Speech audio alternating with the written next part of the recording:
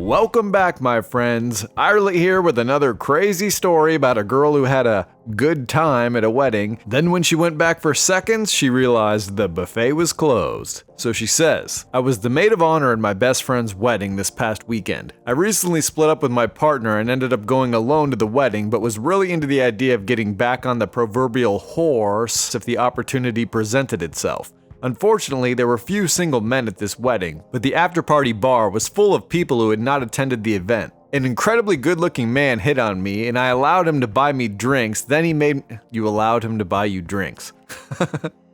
What a privilege. I allowed him to buy me drinks, and he made great conversation, so I was definitely intrigued by the possibility of getting my metaphorical D wet. This chick already sounds...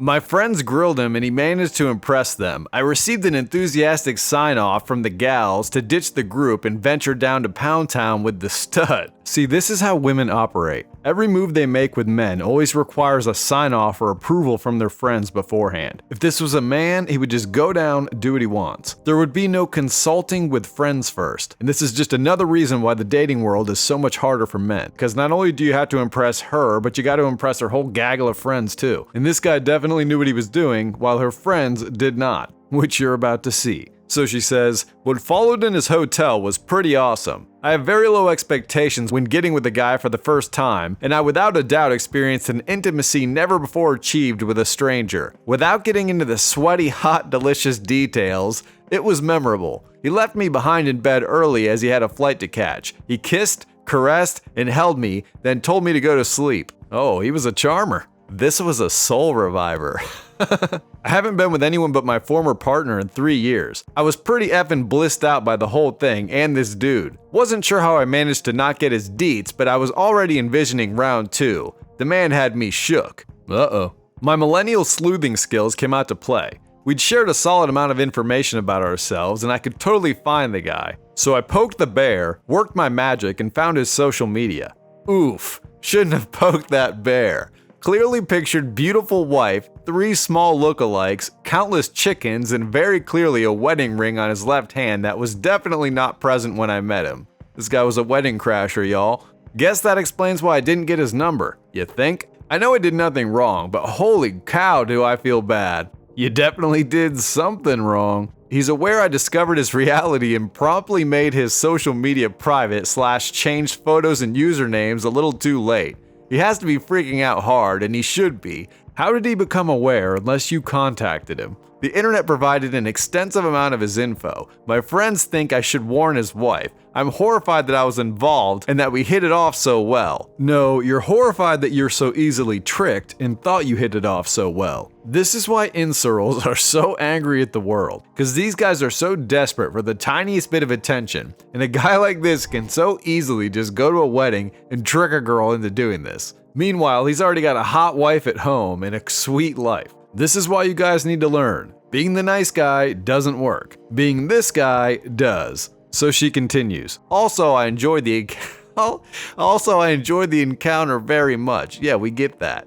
He was a pimp. He knew how to play the game and he played it perfectly. Plus, he must have been some kind of wedding crasher or something, because she said he wasn't even at the actual wedding. He just showed up for the after party to pick up a piece. You thought he was the man of your dreams, but it turns out he was the man of some other woman's dreams, and probably many more.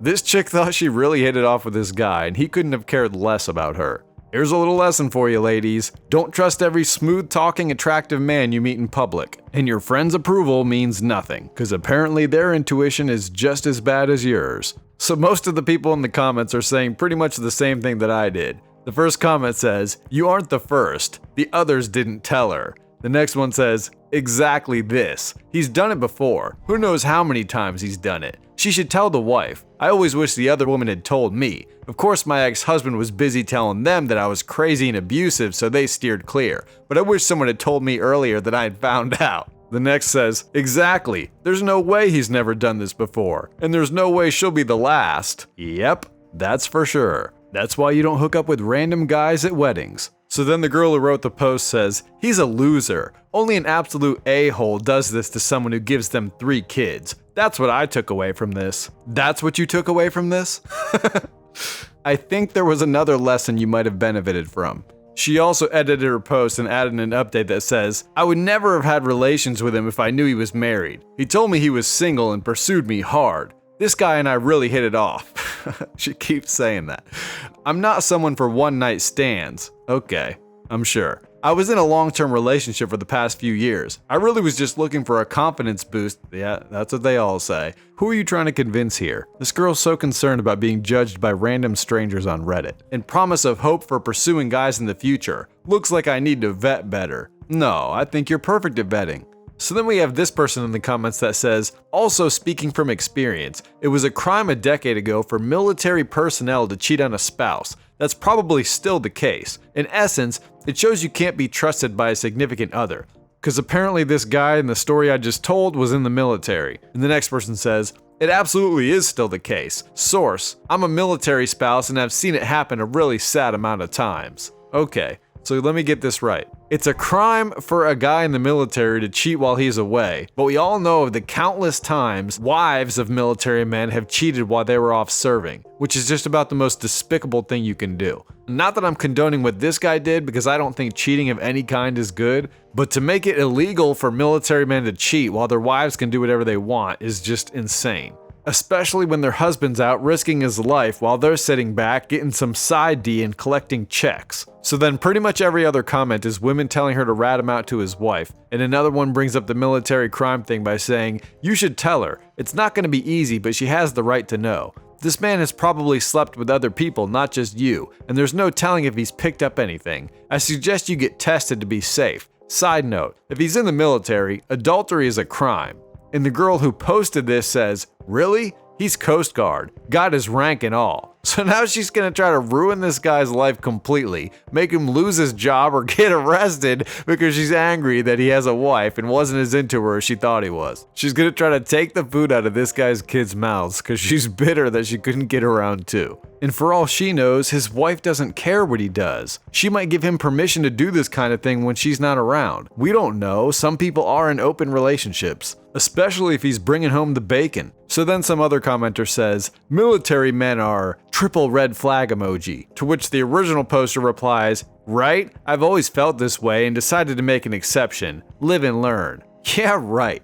They always say this. This is my first time doing something like this. I've never done anything like this before. Get real. Then we get this lame comment from Bink 2014.